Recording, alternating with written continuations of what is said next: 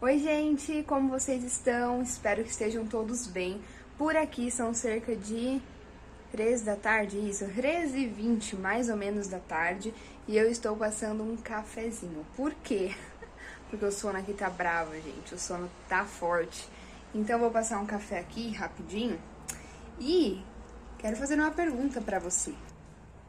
Me conta, já aconteceu de você ver alguém pecando perto de você, que era seu amigo, seu pai, seu líder, alguém que você conhecia, que você tinha algum contato, alguma intimidade, e esse pecado, ver essa pessoa nessa situação te deixou muito constrangido, ou melhor, te deixou numa situação difícil, e você ficou pensando, e agora? Falo, não falo, corrijo, não corrijo? Como proceder diante de uma situação como essa? Eu acho que todo mundo já passou por algo assim, não é? E na leitura de hoje nós vamos ver um exemplo de como agir em situações difíceis, quando alguém que nós amamos ou alguém que é uma referência pra gente está em uma situação de pecado. Meu nome é Giovana Galego e aqui eu tenho uma missão: ler a Bíblia com você, de capa a capa, de Gênesis a Apocalipse, encontrando Jesus Cristo em cada página. Seja bem-vindo ao livro de Gênesis. Gênesis, capítulo 9. Nós vamos ler o versículo 22 e o versículo 23 hoje, tá bom?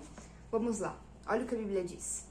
Cã, pai de Canaã, viu a nudez do pai e foi contar aos dois irmãos que estavam do lado de fora.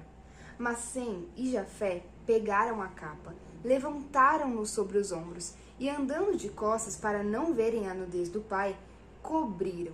Até esse ponto da história bíblica, nós já compreendemos que Deus tinha um grande interesse em criar a humanidade, que era amar a sua criação e receber em resposta o amor dessa criação. Mas por conta do pecado, o homem e a mulher se distanciaram do seu Criador e de amigos passaram a ser inimigos de Deus. De uma natureza que poderia escolher pelo bem ou pelo mal, se tornaram completamente maus. Ou como a Bíblia diz, adquirimos uma mente inclinada ao erro, uma mente reprovável. Mas Deus, em seu grande amor, misericórdia e bondade, tem um plano de restauração.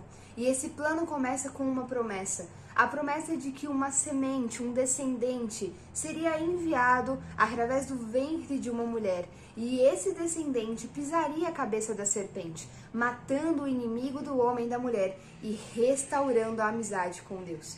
É por isso que ao longo de cada geração, Deus foi mantendo pelo menos um fiel, ao menos um homem que sinceramente desejava amar a Deus. E esse homem, essa mulher, esses poucos que carregavam no coração o desejo sincero de amar a Deus, carregavam também a promessa da semente. Eles se perpetuavam e com eles caminhavam e carregavam a esperança de que um dia viria um Salvador.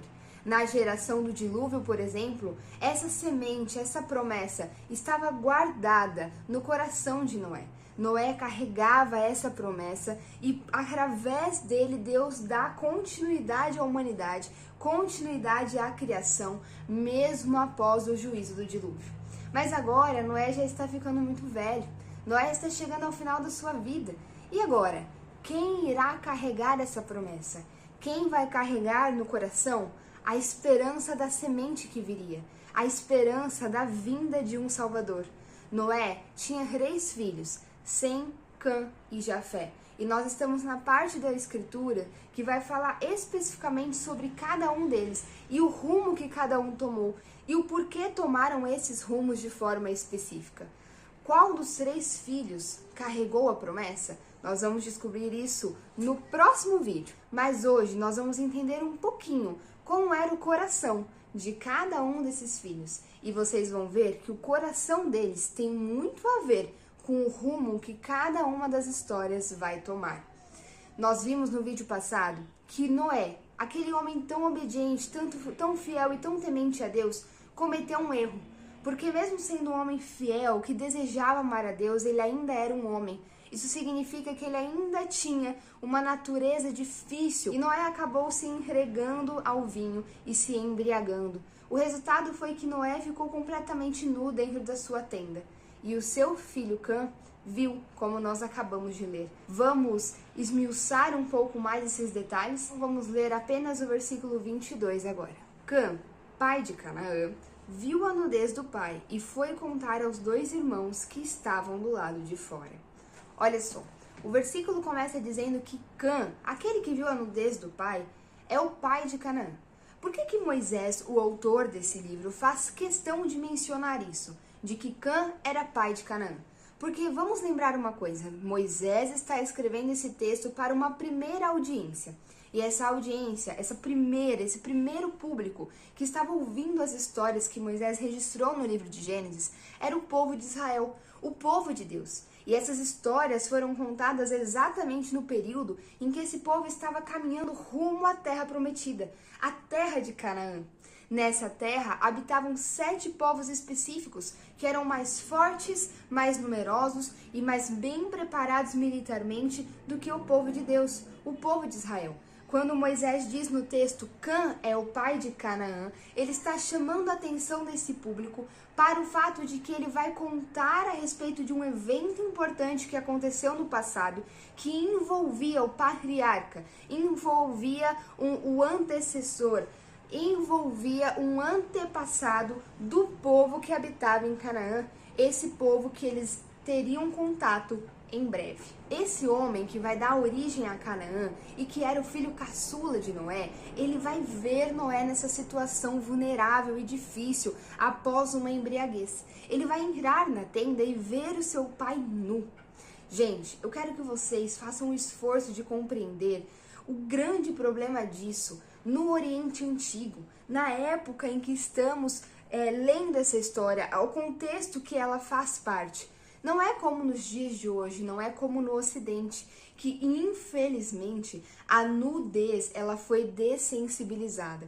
Nós vivemos dias em que nós temos praticamente conteúdos pornográficos nas redes sociais, livres para qualquer público, qualquer idade, e as pessoas já não se escandalizam mais com isso. Um parênteses, só para você saber, assim, de curiosidade, o quão terrível isso é e o quão sério isso é.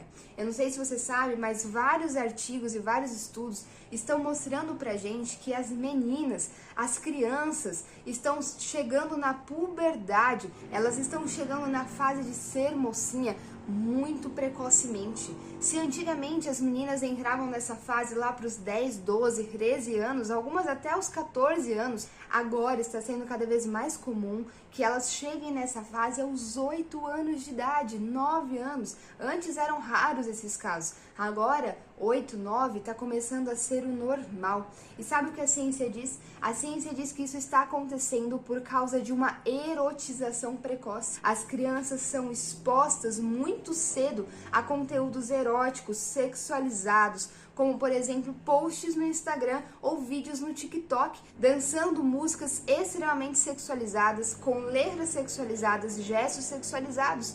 E o que está acontecendo é que os hormônios estão reagindo a essa exposição e as crianças estão chegando à fase da puberdade de forma extremamente precoce. Gente, isso é muito triste e essa é a realidade da nossa geração. Então, talvez, para mim e para você, pensar que Cã entrou na tenda e viu seu pai embriagado, desmaiado na tenda e todo nu, talvez não seja algo tão horrendo. Mas quando falamos do Oriente, principalmente do Oriente Antigo, a nudez era algo muito mais escandaloso do que nos dias de hoje. E não era em vão isso. Isso acontecia por causa do evento lá do Éden, de Adão e Eva. Quando eles caíram em pecado, a Bíblia vai dizer que eles se perceberam nus. Eles estavam nus desde o começo, desde que foram criados por Deus. Mas somente no momento em que pecaram, que desobedeceram, que viraram as costas para Deus e adquiriram uma natureza completamente perversa, uma natureza inclinada ao mal, é que o fato de estarem nus passou a ser um incômodo.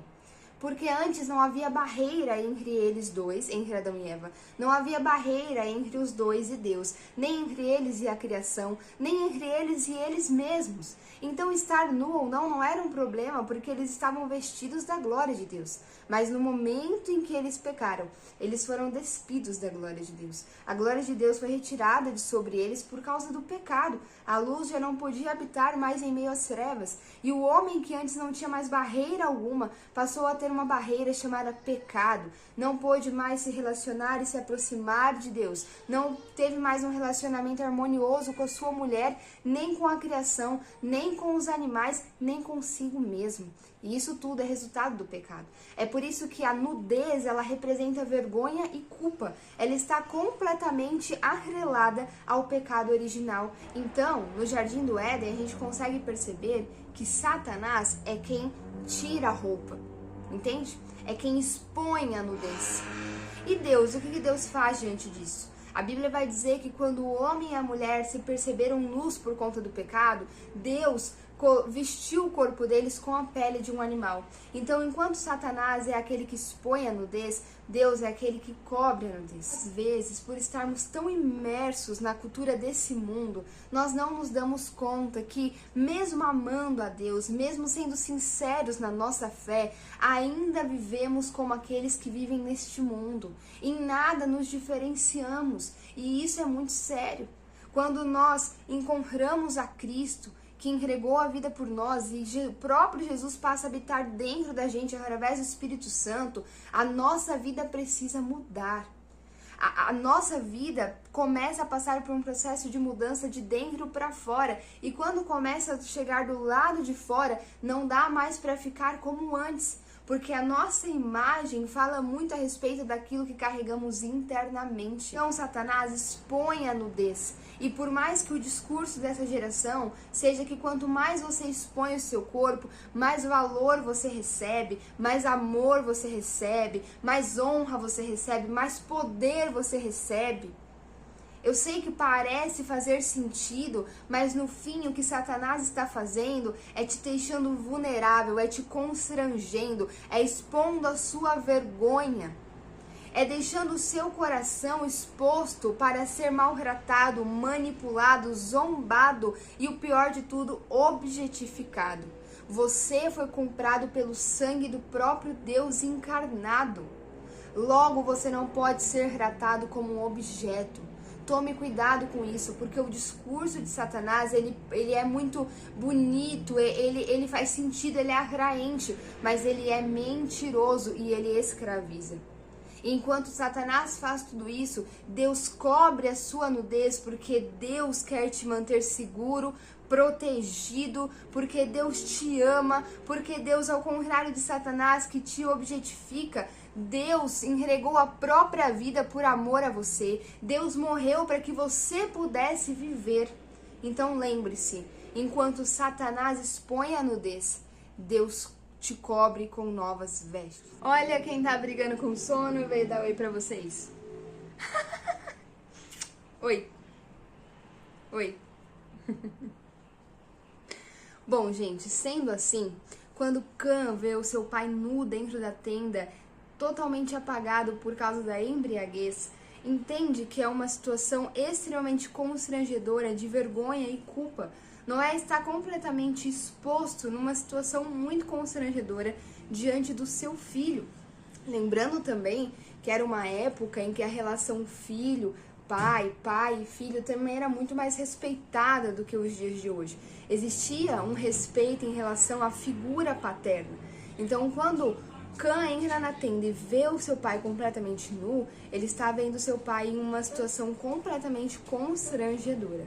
E como será que Cã reagiu diante de tal situação? A Bíblia vai nos contar que Cã foi correndo contar para os seus irmãos. E eu confesso que todas as vezes que eu li esse texto, gente, eu não entendia o porquê que Noé ficou tão bravo diante dessa situação. A gente vai ver mais pra frente, no próximo vídeo, como que Noé lidou quando soube do que Cã fez. Eu não conseguia entender o porquê que isso era tão grave. Mas, sabendo disso, sabendo que Noé ficou muito bravo diante dessa situação, a Bíblia não nos dá mais detalhes. Porém, a gente consegue inferir que muito provavelmente Cã não foi contar para os seus irmãos como que pedindo ajuda, porque eu achava que era isso quando eu lia o texto, que Cã tinha ido pedir ajuda para os irmãos para socorrer o pai.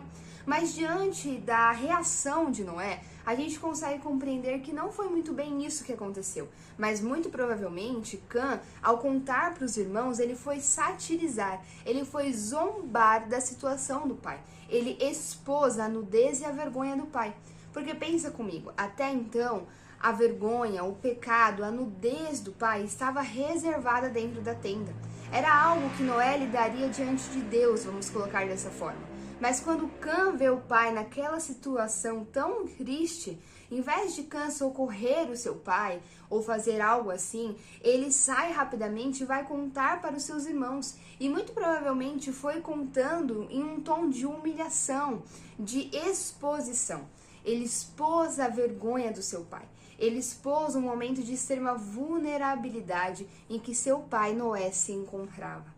E aí, gente, quantas vezes nós não agimos assim diante da fraqueza, diante da vergonha dos nossos irmãos? No começo do vídeo, eu falei sobre situações que acontecem ao nosso redor. Pecados são cometidos e como nós devemos reagir diante disso quando percebemos um erro sendo cometido. E a primeira das coisas que o texto bíblico de hoje vai nos dizer é como não reagir. Não reaja a essa situação como Cã reagiu. Não exponha a vergonha do seu irmão. Isso causa mais dor, isso ridiculariza, isso é agir sem misericórdia, como se nós fôssemos superiores e não passássemos por nenhuma situação semelhante. Só que todos nós somos pecadores. A Bíblia vai dizer que aquele que diz que não peca, mente e, portanto, está pecando. Entende?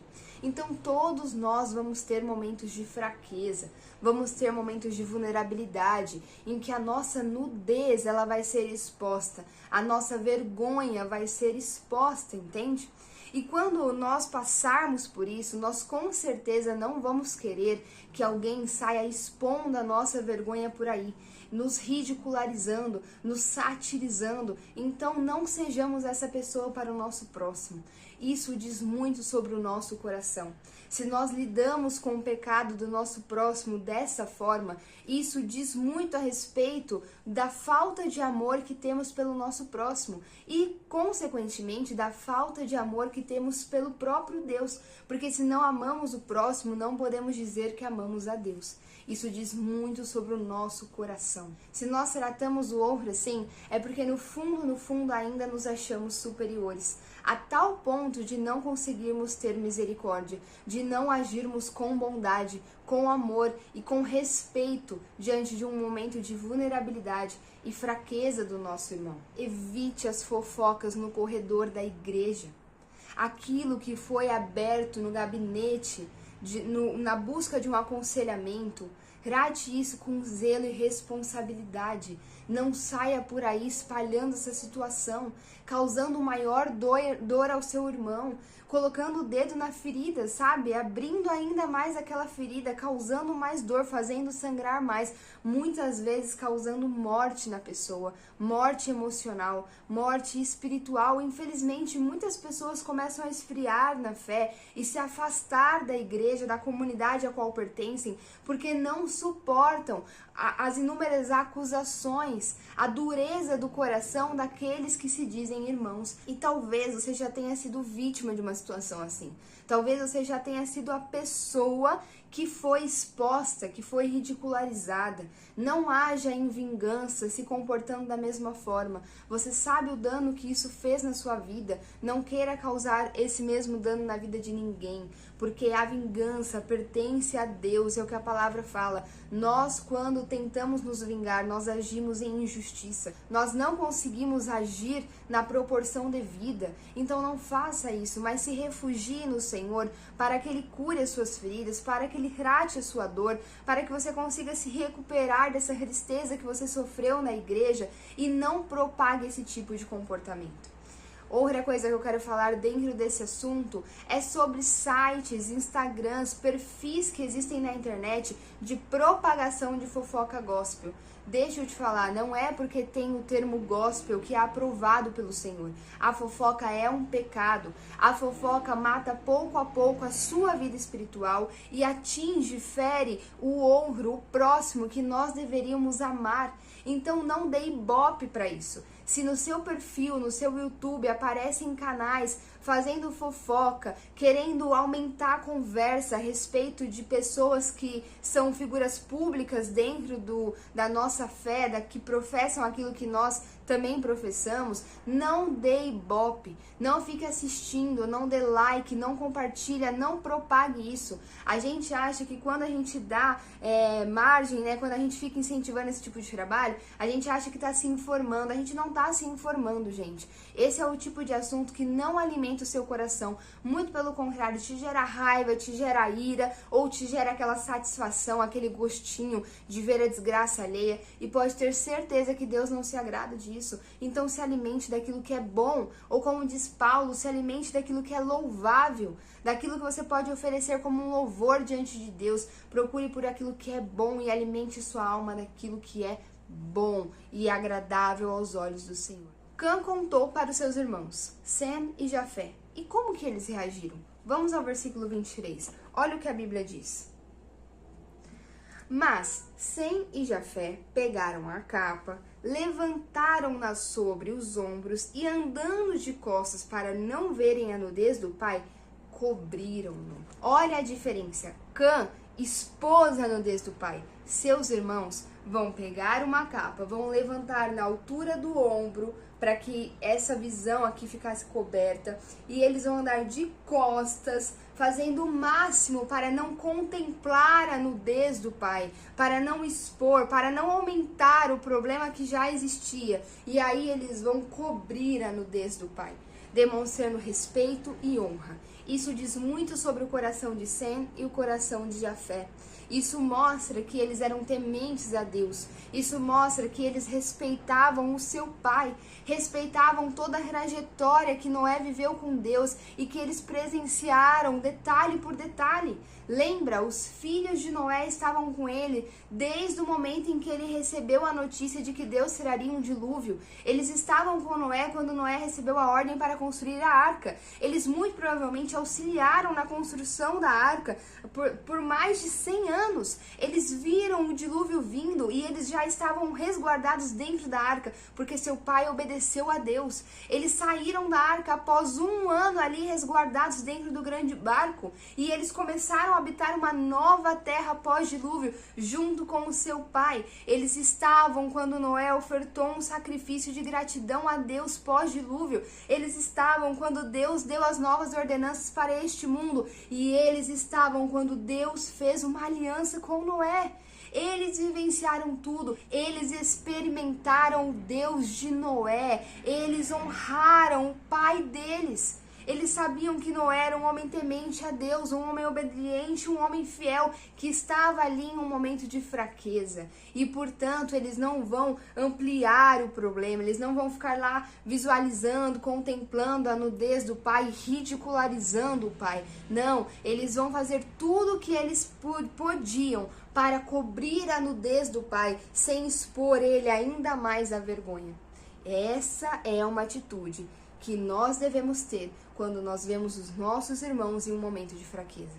Se você está vendo seu irmão, seja ele seu pai, quando eu falo irmão, né, irmão em Cristo Jesus, quando você vê o seu pai, a sua mãe, que professam a mesma fé, que amam o mesmo Deus, seu líder, um amigo, em um momento de fraqueza, fazendo algo que desagrada o coração de Deus, é sim função sua, que ama essas pessoas, expor a eles a verdade, mas não expor a vergonha deles, entende? Então, com amor, cubra a vergonha deles. Gi, mas como que eu cubro a vergonha deles? Primeira coisa, igual os irmãos aqui, Sem e Jafé, cubra com todo o respeito, ou seja, você não vai sair fofocando, você não vai espalhar aquilo que seu irmão abriu para você ou que você acabou visualizando. Você vai ser uma pessoa de confiança, um lugar seguro onde o seu irmão pode se sentir confortável para confessar um pecado que ele está enfrentando, uma batalha que ele trava e que ele quer se libertar daquilo, mas que não é fácil, e você, como ser humano, sabe que não é fácil. Então você vai ter misericórdia, você vai ter amor, e você não vai ampliar a vergonha dessa pessoa, mas você vai cobrir essa vergonha, você vai cobrir essa nudez. E como você faz para cobrir? A coberta, é isso que eu tô falando? Você faz vista grossa? Não, não é isso que eu estou falando. você vai cobrir ela com as novas vestes. Gi, não tô entendendo. É o seguinte, a Bíblia diz que nós pecamos e por conta disso agora estamos nus. Por conta disso agora temos uma vergonha, carregamos uma culpa que se chama pecado, que nos afasta de Deus. Porém, a Bíblia também vai dizer que Jesus Cristo, quando se fez sacrifício por mim e por você, Ele nos deu novas vestes. E as vestes dadas por Jesus cobrem a minha vergonha, cobrem a minha nudez, como o próprio Deus cobriu a nudez de Adão e Eva ali naqueles dias no Jardim do Éden, quando eles pecaram. Quando Jesus Cristo derrama seu sangue na cruz do Calvário, entrega a vida dele em meu lugar, o sangue de Jesus reveste o meu corpo, limpa o meu pecado e agora diante de Deus eu já não estou com vestes sujas de pecado, não, eu estou com vestes novas, vestes limpas, vestes purificadas pelo sangue de Jesus e por conta disso eu posso ir diante dele, me arrepender dos meus pecados, receber o perdão que já está disponível na cruz porque ele já morreu pelos meus pecados, desfrutar desse perdão e começar a caminhar uma nova vida onde tudo se fez novo, porque agora o Espírito Santo habita dentro de mim e ele vai me fortalecer de forma que eu consiga deixar para trás as coisas velhas, as coisas que já passaram, as coisas que não condizem com a minha nova natureza. Então, quando você for cobrir a nudez do seu irmão, você vai lembrar o seu irmão dessa verdade maravilhosa pela qual nós vivemos. Você vai lembrar que ele é filho de Deus. Você vai lembrar o seu irmão que ele foi comprado pelo preço de sangue, que ele foi resgatado pelo sacrifício do próprio Deus encarnado, que agora habita dentro dele o Espírito Santo, que começou uma boa obra e que é fiel para cumpri-la. Então, ainda que ele tenha caído, ainda que ele tenha fraquejado, ainda que ele tenha falhado, existe perdão em Jesus e ele pode se arrepender. Oh meu Deus, que bênção é poder se arrepender, que bênção é poder ter a oportunidade de se arrepender. Eu não preciso carregar essa culpa, porque o meu Senhor já morreu por mim. Eu posso ir diante dele. Agora eu não tenho mais barreiras com Deus, porque Jesus já pagou o preço. Ele já tirou o pecado da minha conta. Eu posso ir a Deus, eu posso confessar aquilo que eu errei, aquilo que eu fiz, aquilo que eu falhei, e eu posso sentir a paz de receber o perdão do meu Senhor e a chance de continuar. E eu tenho a bênção de ter o Espírito Santo habitando dentro de mim, que vai fortalecer a minha fé de forma que eu não caia mais, que vai sussurrar no meu ouvido para que eu não vá mais por esse caminho, mas para que eu resista, para que eu consiga dizer não dia após dia até vencer esse grande obstáculo. Dia após dia até Jesus voltar e eu não precisar lutar e batalhar com mais nada da minha antiga natureza, porque então eu serei como meu Senhor Jesus e não haverá mais pecado em mim. Ajude o seu irmão ouvindo as suas confissões sem julgamento, sem expor isso ao público, sem fofocar. Ajude-o orando com ele. Muitas vezes a pessoa, quando ela passa por uma situação assim, quando ela percebe que ela caiu, que ela foi fraca naquelas circunstâncias, ela não consegue ter muita força para voltar a orar. Às vezes ela está sendo acusada pelo próprio inimigo de que ela não é digna de se relacionar com Deus, e nós sabemos que isso é uma mentira, porque o direito de se relacionar com Deus foi comprado na cruz do Calvário pelo nosso próprio Deus encarnado. Então ajude essa pessoa a lembrar dessa verdade e ore por ela. Se ela não pode orar, ore você. Se ela não tem força para orar, ore você que tem forças. A Bíblia diz que quando um cai, quando um fraqueja, o outro estende a mão para levantar e vice-versa, e assim é a nossa caminhada. É por isso que nós precisamos dos nossos irmãos. É por isso que vivemos em comunidade, é por isso que Deus trata com famílias, é por isso que Deus trata com igreja, é por isso que somos um corpo, precisamos um do outro. Então, quando o seu irmão cair, estenda a mão, ore por ele, ore com ele. Se ele estiver sem forças de orar, ore no lugar dele, esteja presente, ajude-o a lembrar das verdades desse livro, ajude-o a vencer esse pecado. A grande questão é como você vai fazer isso. Faça com um coração humilde, faça com o coração de quem também enfrenta suas próprias barreiras. Então não chegue querendo ser superior superior, dando lição de moral, acabando com a outra pessoa como se você fosse muito melhor. Eu sei que isso é muito tentador, a gente faz isso muitas vezes, mas ore, peça a ajuda do Espírito Santo para melhorar nessa questão também, para conseguir agir muito mais em amor e humildade como o nosso Senhor Jesus agiria. Então, quando você estiver com o seu irmão, ajude-o a olhar para Jesus. Ajude-o a lembrar de quem ele é em Jesus. Ajude-o a lembrar que há perdão em Jesus e que as coisas velhas já passaram e que ele pode viver de uma forma diferente e que esse processo pode ser árduo, difícil, mas ele é possível em Deus e que o Espírito Santo habita nele para ajudá-lo, para fortalecê-lo e que ele vai conquistar essa vitória. Ele vai se libertar desse hábito. Ajude-o a cobrir a nudez. Lembre-o das vestes que ele já recebeu, das novas vestes que ele já recebeu de Jesus Cristo. E, portanto, não precisa mais haver vergonha ou culpa. E que você não vai expor a vergonha do seu irmão, porque ela foi tratada com as vestes do Cordeiro.